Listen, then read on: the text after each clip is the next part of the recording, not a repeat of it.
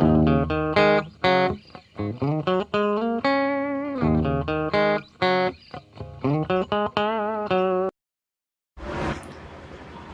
Friends, welcome to our channel analytical hub. हमने rotational spectroscopy की series में introduction, rigid rotor और selection rule को कंप्लीट कर लिया था और कुछ प्रीवियस ईयर क्वेश्चंस को भी डिस्कस किया था। आज हम स्टार्ट करेंगे isotopic substitution.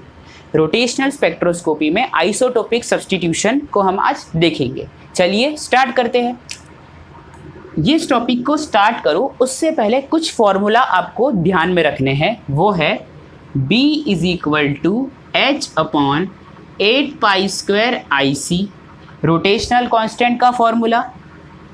I is equals to mu R square, moment of inertia का फॉर्मूला, रिड्यूस्ड मास का फॉर्मूला। और ये कंडीशन याद रखनी है कि B is inversely proportional to moment of inertia and B is inversely proportional to reduce mass. ये चीज़ें आपको आइसोटोपिक सब्स्टिट्यूशन में ध्यान रखनी है। क्यों, आज हम पता करेंगे कैसे, देखते हैं। मान लीजिए मैंने एग्जाम्पल लिया है HCl एग्जाम्पल लिया मैंने, ठीक। हेडिंग क्या है? Isotopic substitution. तो अगर मैं हाइड्रोजन का सब्स्टिट्यूट ले आऊँ, उसका ही आइसोटोप, जैसे DCl ड्यूटेरियम क्लोराइड ले आओ, तो इसे हम कहेंगे आइसोटोपिक सब्स्टिट्यूशन। HCl और DCl आपस में आइसोटोपिक सब्स्टिट्यूशन, ठीक। इसका एटॉमिक मास 1, इसका एटॉमिक मास 2, ठीक है।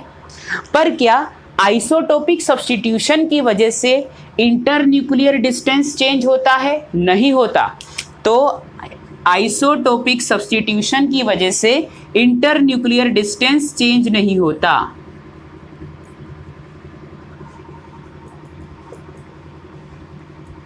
नेवर चेंज, ठीक।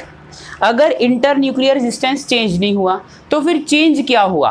एटॉमिक मास चेंज हुआ। देखिए, इसका एटॉमिक मास 1, इसका एटॉमिक मास 2, तो चेंज कहाँ आ रहा है? एटॉमिक मास में, ठीक है। और वो भी कैसा चेंज आ रहा है? एटॉमिक मास बढ़ रहा है। देखिए 1 से 2 हो रहा है।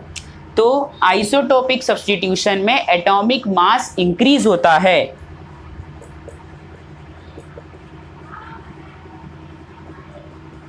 एटॉमिक मास इंक्रीजेस, ये बात ध्यान में रखी हमने, ठीक है।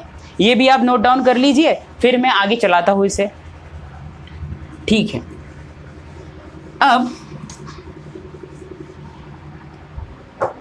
यही दो मॉलिक्यूल हैं, मान लीजिए HCl और DCl, ठीक। इसका एटॉमिक मास 1, इसका एटॉमिक मास 2। अगर मास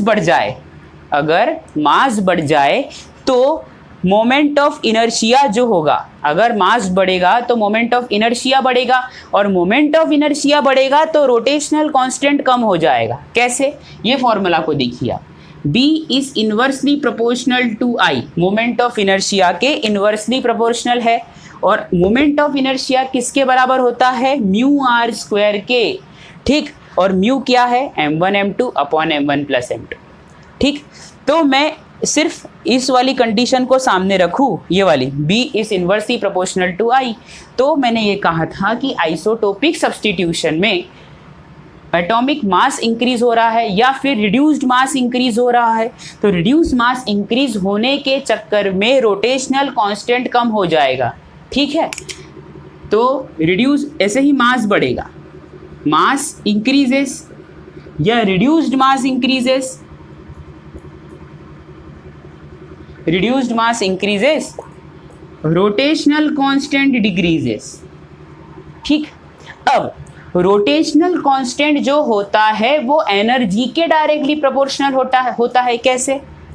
EJ is equal to BJ J+1, ये होता है। अगर रोटेशनल कांस्टेंट ज़्यादा होगा तो एनर्जी की वैल्यू ज़्यादा होगी, अगर रोटेशनल कांस्टेंट कम हो जाए तो एनर्जी की वैल्यू कम हो जाए। ये बात आप मान गए। और डिफरेंस इन एनर्जी निकालेंगे तो क्या आएगा?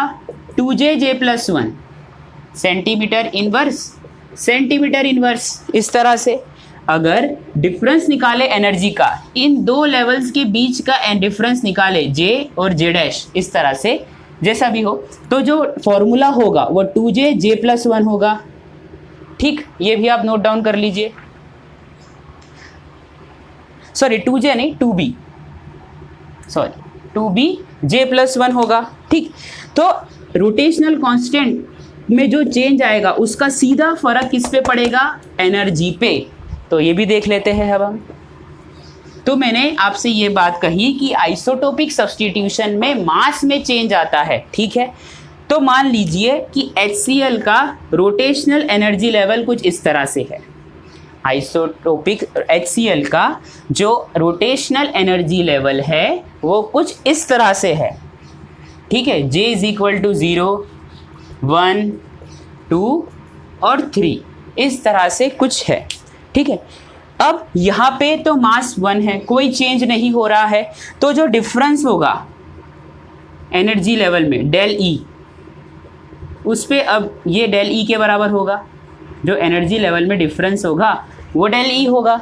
लेकिन DCl की बात कर ली जाए, DCl में एटॉमिक मास बढ़ चुका है तो रोटेशनल कांस्टेंट की वैल्यू कम, तो एनर्जी डिफरेंस की वैल्यू कम एज वेल एज एनर्जी की वैल्यू भी कम। जैसे ये रहा, ये J = 0, 1, 2 और 3। जैसे जैसे मास बढ़ेगा तो रोटेशनल कांस्टेंट कम होगा, और रोटेशनल कांस्टेंट कम होगा तो एनर्जी की वैल्यू भी घट जाएगी, और डिफरेंस इन एनर्जी की वैल्यू भी घटेगी अल्टीमेटली। इसका मतलब क्या हुआ, ये जो डिफरेंस है ये भी छोटा हो जाएगा, ये भी छोटा हो जाएगा इस तरह से। मान लिया कि इसकी एनर्जी है E1 एनर्जी गैप जो डिफरेंस है वो E1 मान लिया मैंने DCl का, इस तरह से होगा।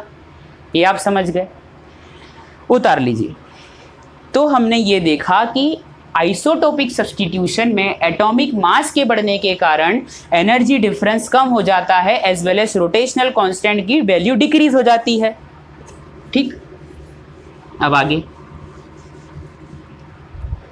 अब मान लीजिए कि HCl का रोटेशनल कांस्टेंट है B और DCl का है रोटेशनल कांस्टेंट B1, इस तरह से आप देखेंगे, ठीक है। ये लिखा मैंने। फिर इसका जो मोमेंट ऑफ इनर्शिया है HCl का है वो है I, और DCl का मोमेंट ऑफ इनर्शिया है I1, ठीक। इसका इंटर न्यूक्लियर डिस्टेंस है R, इसका भी इंटर न्यूक्लियर डिस्टेंस है R। HCl का रिड्यूस्ड मास है म्यू, इसे डिनोट करेंगे म्यू, और इसका है μ1, इस तरह से मैंने डिनोट कर लिया, ठीक। तो इसका HCl का रोटेशनल एनर्जी का फॉर्मूला क्या होगा, B = h/8π²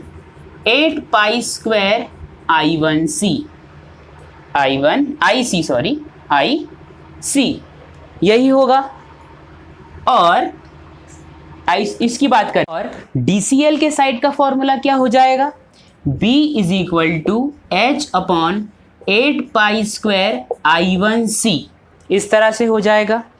अब मैं सारा रब करके, और इसको हम कहेंगे B1, सारा रब करके ऊपर लिख देता हूँ। देखिए, अब मैं अगर डिवाइड करूँ B/B1 से, B/B1 लिखूँ तो क्या होगा, h/8π² IC इंटू 8π² I1c/h। काट डालो इनको, तो क्या बच रहा है, I1/I, I1/I। अब I किसके बराबर होता है, μr² के, तो μ1r², इंटर न्यूक्लियर डिस्टेंस भी सेम, उसे भी काट डालो, तो B/B1 = I1/I μ1/μ, ये बन गया फॉर्मूला जो हमारे न्यूमेरिकल में काम आएगा। ये भी आप नोट डाउन कर लीजिए।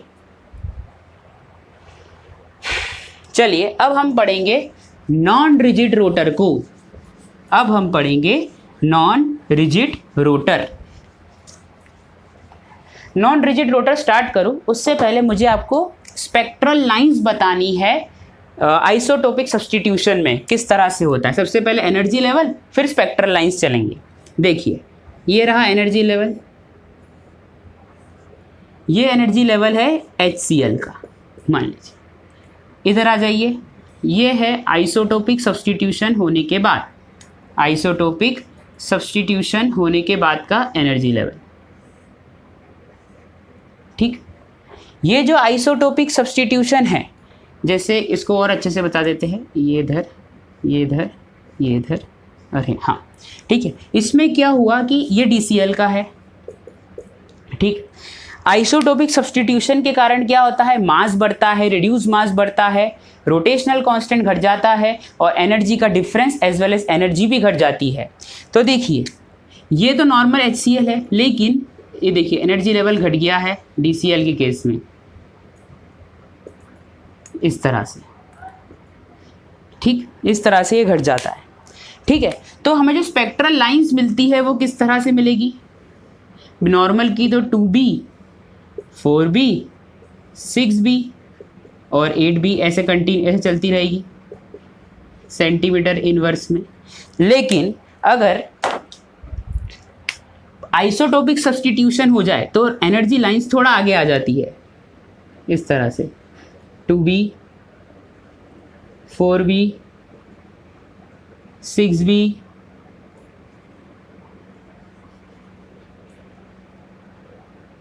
8B, इस तरह से ये लाइन आगे खसक जाती है, ये बताना था। अब हम स्टार्ट करेंगे नॉन रिजिड रोटर को। अब हम स्टार्ट करेंगे नॉन रिजिड रोटर।